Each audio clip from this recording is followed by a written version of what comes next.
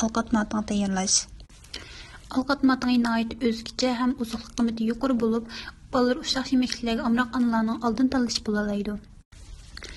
Ayrim qachiga 225 gram eritilgan oq shokolad qo'yamiz. Uning ustiga 3dan 1 stakan ovqat qaqi, 3dan 1 stakan pista badam qo'yib aralashtiramiz. Bularni texnik aralashtirib bo'lgandan keyin lisk to'kamiz. Liskqa qog'oz yetilam bo'lish kerak. Lisk to'kib bo'lgandan keyin yana uning ustiga muvofiq miqdorda ovqat qaqi ham pista badam, oz miqdorda shokolad chechimiz.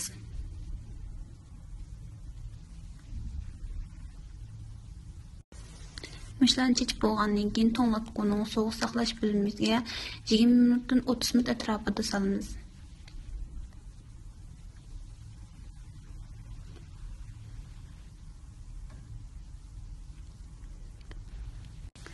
Qaytagandan keyin to'nglatqudan elib, o'zimiz muvofiq deb qaragan cho'nglikda to'g'rab iste'mol qilsak bo'ldi. O'zgacha ham quvvatli bo'lgan ovqat matini orqali sizlar bolalaringizga uşaq yemeklarni uyda yasab berish orzuyinglarni reallikka aylantira olasizlar.